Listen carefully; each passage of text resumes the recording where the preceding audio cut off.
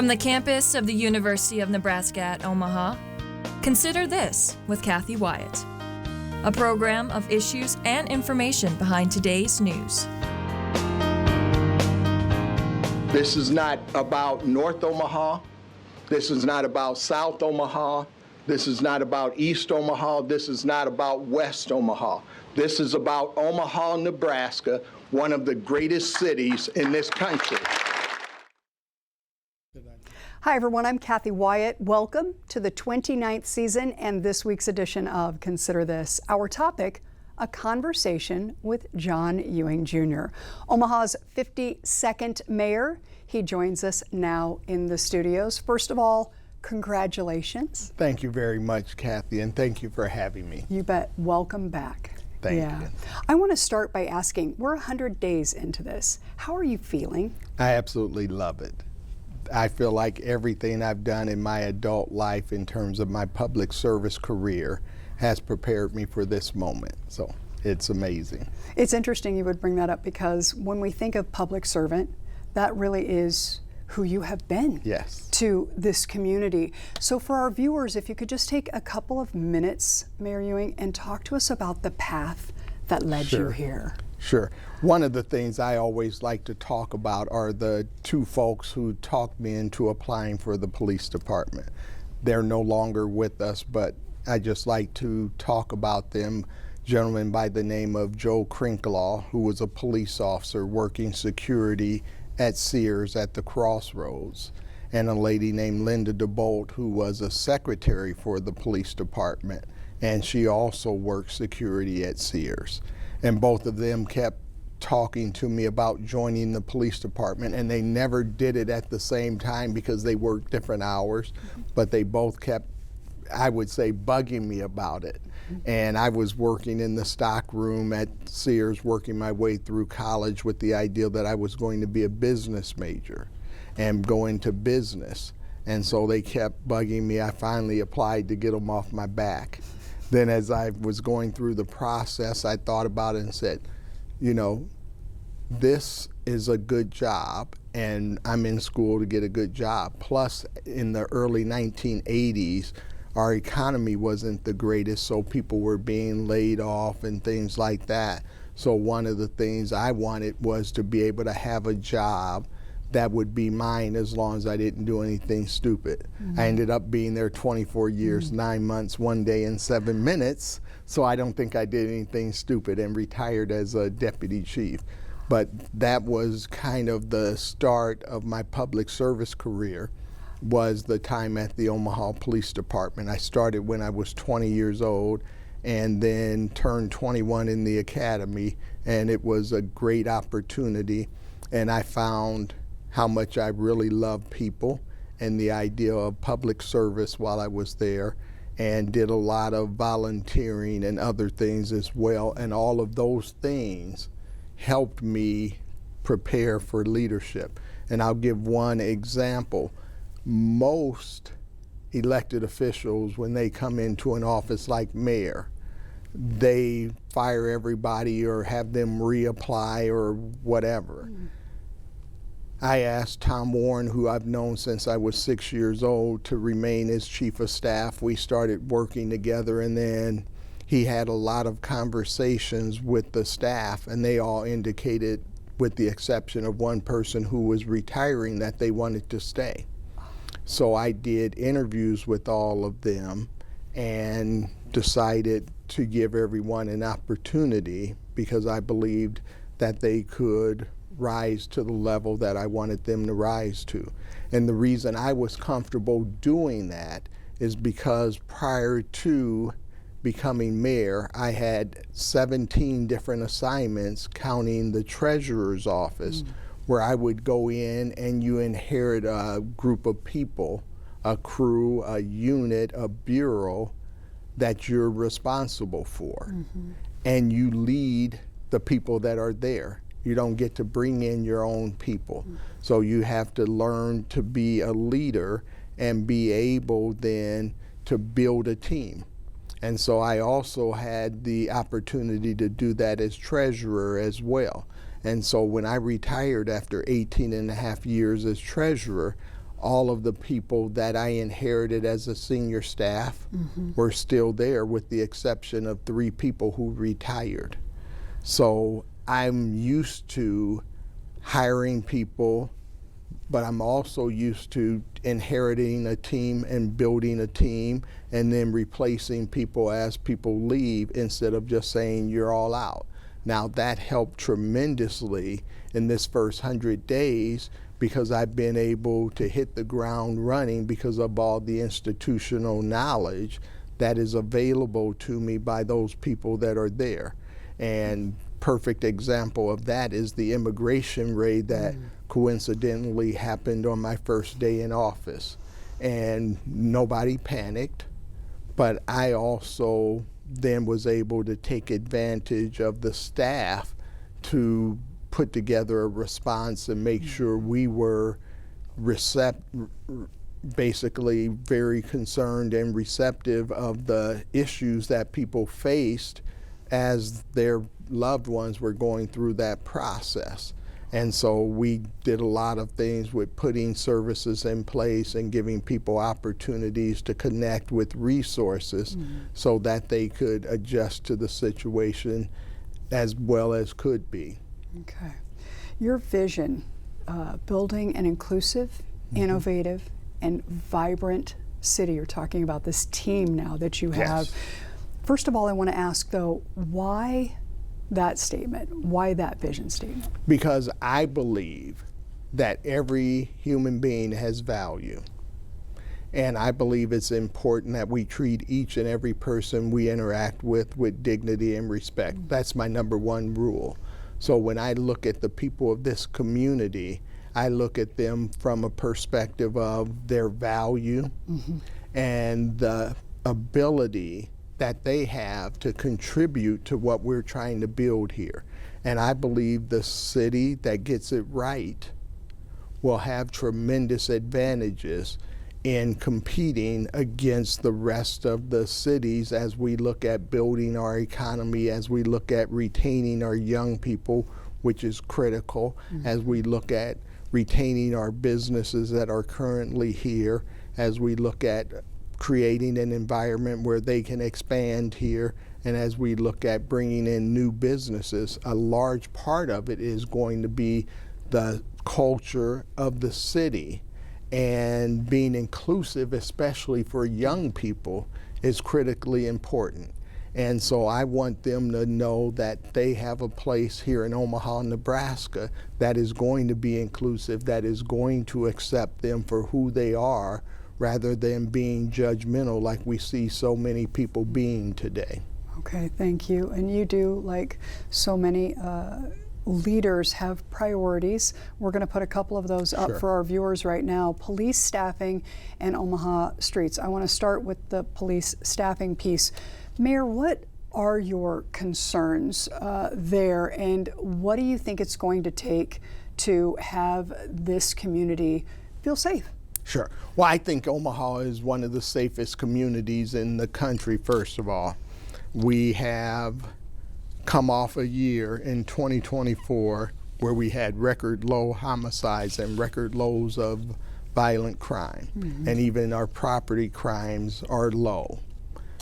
This year, so far, our number is even lower. So I believe Omaha is a very safe city. I think we have to make sure people understand that, instead of maybe being fearful and watching the news and seeing what's going on in other places. Omaha is a very safe city. So that's #1. #2, what I want to do is continue to drive those numbers as low as we can get them. The best way to do that is through community policing.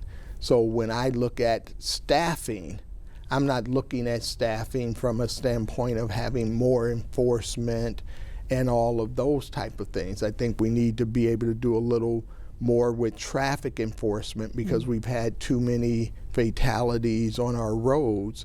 But for the most part, what I want to do with the staffing is to allow police officers to be able to be in the community and be a partner with the community and not just driving through as they're going from call to call.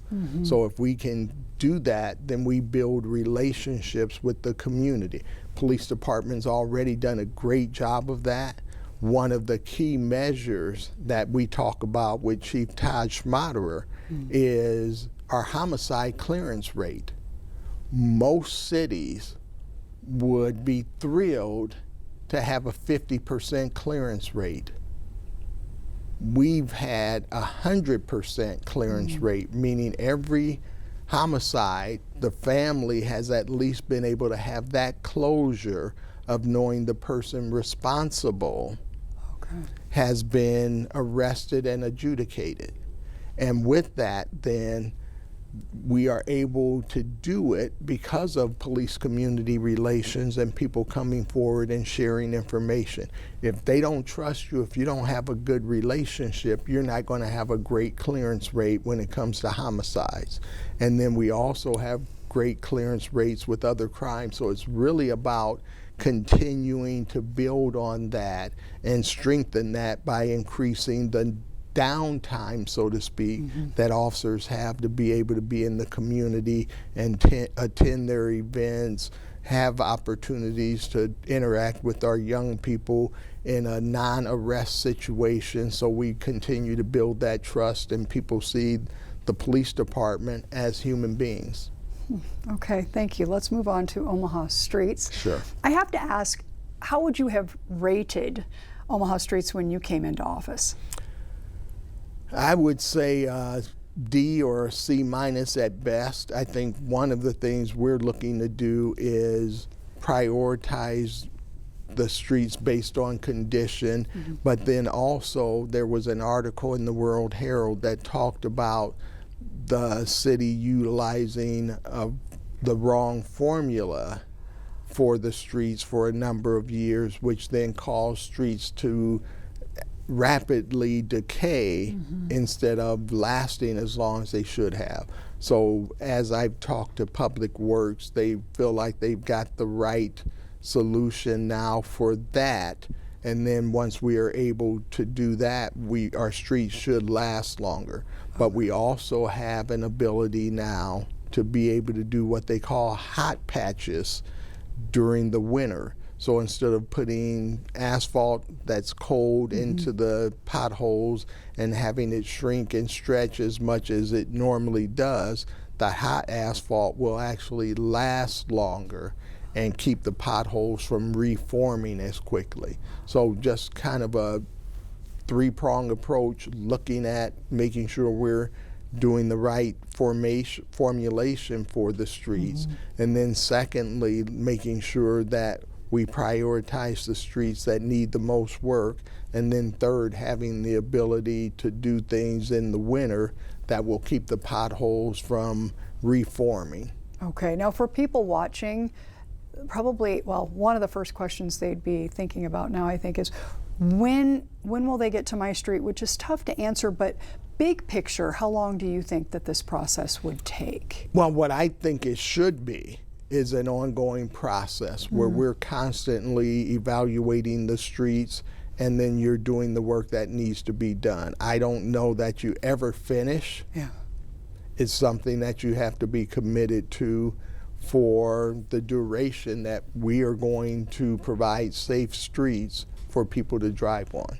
Okay, thank you. I want to go into two other major projects that you inherited coming into office. One is the Crossroads Mall redevelopment, Yes. and the other, of course, is Omaha Streetcar.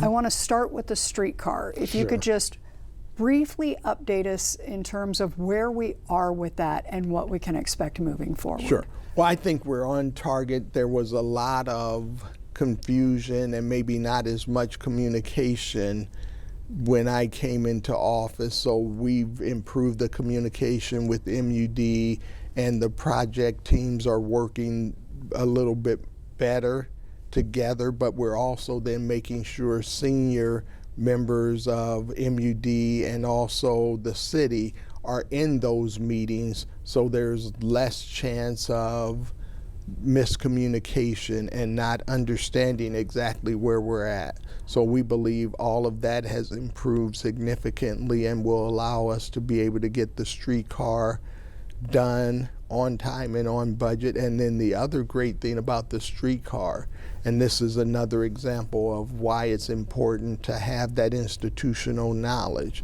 Most people did not know that there was a component of the streetcar financing that will allow for affordable housing, up to $100 million for affordable housing. So I heard that in my first conversation with Steve Jensen. I said, okay, that's great to know, because it wasn't out there for the vast majority of the people to know. So I think that's a great selling point for the streetcar. But one of the things we've been able to do is leverage the future income and be able to create a $40 million investment, which is the single largest investment by the city into affordable housing. That, because of the institutional knowledge and because I look at things differently, I like to tell people I lead with a sense of urgency. We looked at that and saw that there was a way to be able to start the affordable housing about 7 or 8 years sooner. The plan called for it to be started in about 2032 or 2033. We were able to leverage the future incomes, get an anonymous donor to purchase a bond, and then work with our Front Porch Investments partner that had worked with us on affordable housing before, and now we'll be able to do affordable housing as early as next year. Wow, that is fantastic. All right, I want to move on to Crossroads, Sure. The mall and the redevelopment project. We have some photos we'll put up for our viewers. This has been called a dynamic connection, right, between downtown and West Omaha. But for those who live, especially in the neighborhood, so to speak, 72nd and Dodge, a major intersection, obviously, in town, there really, Mayor, hasn't been that much going on. So what would you say to somebody who approaches you and says, really, what is the scoop here? What's really going to happen, and when is it going to happen? Sure. Well, I would say, first of all, we had a press conference last Friday outlining what is taking place now in terms of preparing to build the parking garage that the entertainment center will sit on, and we have some other things that we're going to be doing in phase 2, so people should really see some steel and beams and things like that going up sometime in 2026, maybe late fall or early 2027. But this project is, after 15 years, on track and will get completed. Okay. We have a statewide audience, as you know, and some folks may be saying, you know, that's great, everything that's going on in Omaha, but how does what happens in Omaha affect the rest of the state? Sure. Well, there's two things I would say about that. The first one is that Omaha is a tremendous economic engine for the state of Nebraska.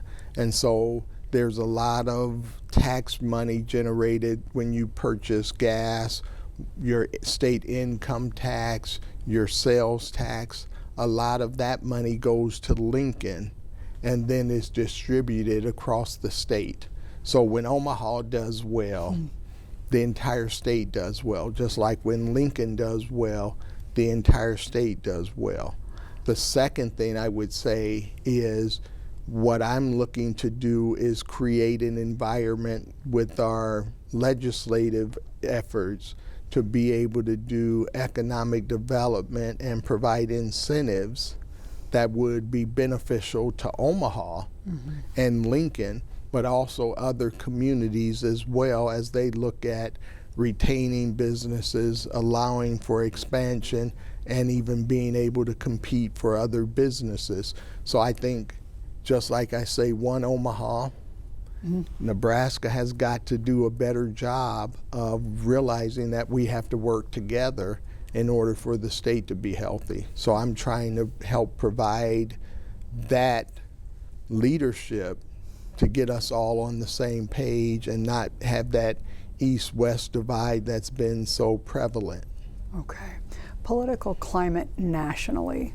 There would be some who would say, all right, how does that impact our state and specifically, Omaha? There are going to be some impacts certainly when you start looking at how they're cutting funding and some of the confusion around what is going on. The state of Nebraska potentially is going to get hit really hard because of the big beautiful bill that wasn't so beautiful, and lose a lot of revenue that will only exacerbate some of the budget issues that we already have. We don't know for sure how much it will impact Omaha in terms of our federal funding that we get. So far, we really haven't seen anything, but we just don't know. If it does, we will just have to make sure that we adjust. But one of the things I'm trying to do when I look at the national climate is lead by example and not create chaos and uncertainty in the city of Omaha. So what would you say, Mayor, to people who are, we've talked about this on the program too, there are just so many ways to get your news these days, right? And misinformation and all the rest. If you had a group of people in front of you right now and you were talking about this, how would you try to calm that room? What would you say, what would you do to get folks to understand and grasp the reality maybe of it, right? Sure. Well, I think one of the things you have to do is you have to be careful with what you watch and what you expose yourself to. And anytime there's a news station or an organization that is creating chaos and animosity and hatred and all of the division, you should probably stop watching that channel.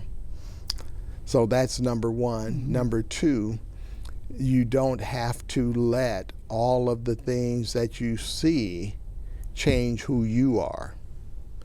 I'm not going to change my approach. I'm not going to change who I am because of what they do what they do or don't do in Washington, D.C. Okay. I am going to lead the people of Omaha with the belief that we are going to be a great community working together. I'm going to lead with my heart, and I'm going to do the very best I can for this city and always put this city first. I think it's a good time for me to ask you. I've got a couple questions that are kind of off topic, but really, I guess on topic. Role models.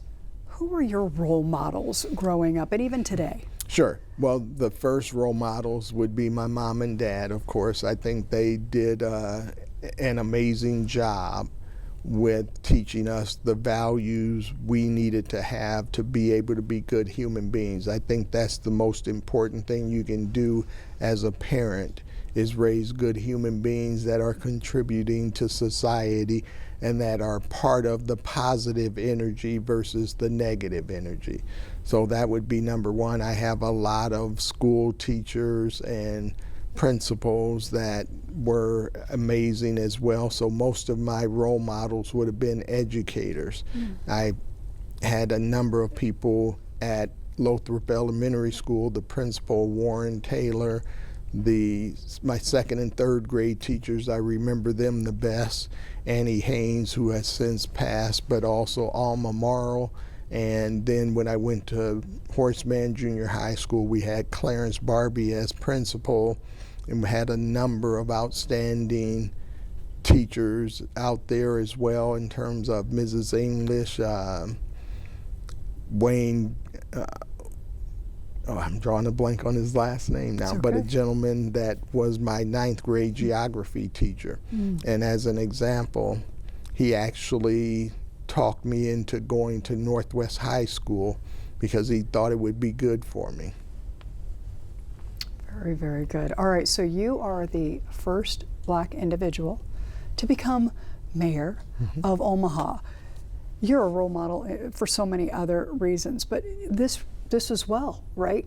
What does that do, Mayor, in terms of your day-to-day and wanting to make sure that you're meeting and even exceeding the expectations, especially of those who have you, up here and thinking, I want to be like this guy, right? So tell me a little bit about that. For me, the most important thing that I can do is be a positive role model for all of the young people.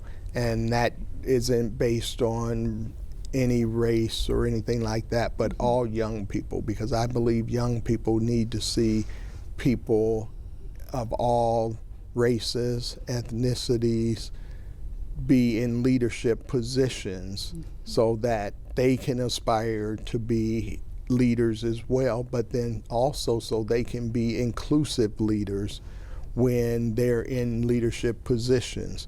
Because one of the things I've found is the broader thinking that you have available to you as a leader, the better decisions you make. Because you can take all of that information and then digest it and come up with a great plan. And it's especially important when you're leading a city or state that's diverse. Then you have the ability to be able to meet the needs of all of the people, not just the people who voted for you or the people who look like you or the people who think like you. So I can be mayor for all of the people of Omaha. Okay, we have about 30 seconds. Final thoughts. Sure. The thought I would have is I'm grateful for the opportunity. I want people, though, to be a partner with me in this. I don't want to do the mayor's job to people. I want to do the mayor's job with people. Okay, thank you. We are talking to John Ewing Jr. today, Omaha's mayor. I want to thank you so much for being here. Absolutely. Thank you for having me. My goodness, you're welcome. Folks wanting more information, let's put this website up and the phone number, cityofomaha.org, the phone number 402-444-5000. Mayor, thank you so much for being here. Oh, absolutely. On behalf of everybody watching, Sure. we wish you the very best moving forward. Thank you. Oh my you. gosh, you bet. Thank you. Thanks to our students who are working so hard behind the scenes, and of course, to all of you for watching. We will see you next week.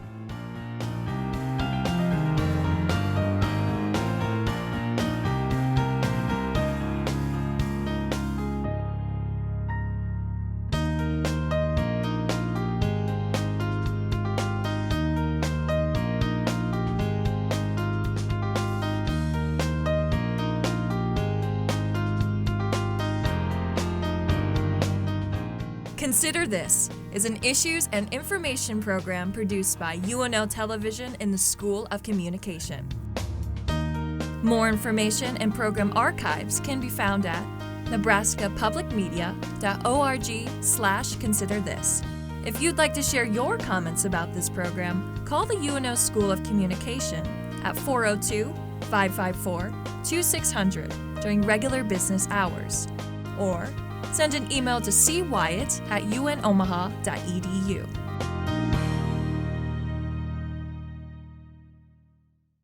You are a maverick. You stand ready to change the world. You are an innovator with bold ideas and a vision for the future. You are determined to turn your dreams into reality. You are a leader, committed to making a difference. Your passion for finding solutions transforms research into real-world impact. You are unique, and your voice matters.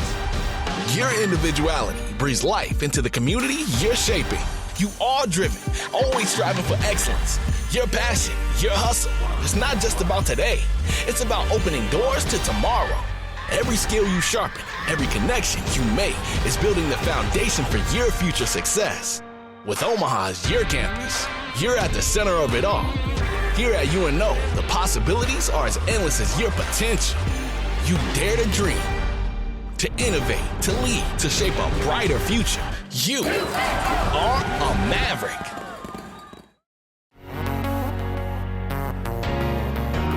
Create.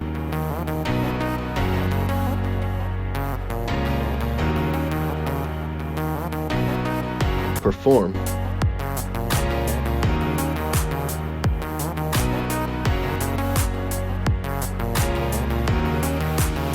Communicate.